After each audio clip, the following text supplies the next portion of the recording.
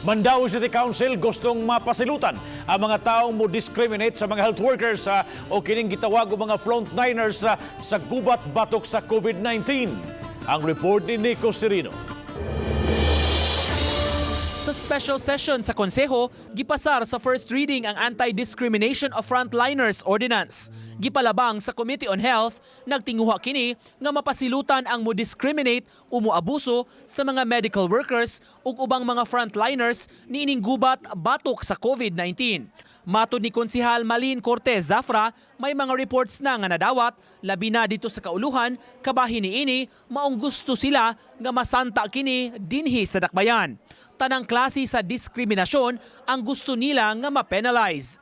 Be it in social media, in print, verbal, harassment, or kanang yung physical injuries na gyud. Kana sila. No, so ato yung gi-detail tanan. Kaya ang atoa is protektahan gyud nato sila.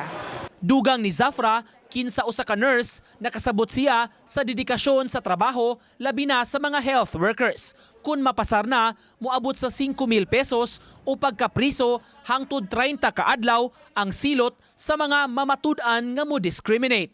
Bisan mga establishmento o puy-anan nga di mo dawat o mupapahawa pananglit sa health workers, mamahimong gukdon ang ilang business permit. Kasabot jud ko unsay ilahang mga gipang-agian karon, no, kay kanang I've been there. We are trying to protect them because they are protecting us. So ni pasar taan ni. Samtang atol sa sesyon, lakip sa gipatawag sa konseho ang kadagkuan sa Department of Education. Nangayo og katinawan ang mga konsehal alang sa pagpinirmahay og Memorandum of Agreement tali sa syudad ug sa DepEd. Ubos niini, katugtan nga ipagamit ang pasilidad sama sa eskwelahan aron mamahimo nga quarantine area sa mga persons under monitoring. Ang atong schools kinahanglan last resort na gyud siya nga when there are no more available facilities that can be used as quarantine area.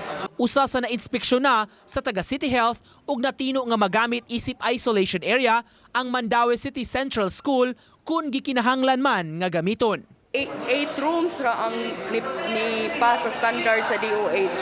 Ang kinahanglan na CICR kay individual CR man ang kinahanglan for the PUMs. Nya kuan sa diha nasay water supply. Uban ni June Solon, Nico Sereno, Balitang Bisdak.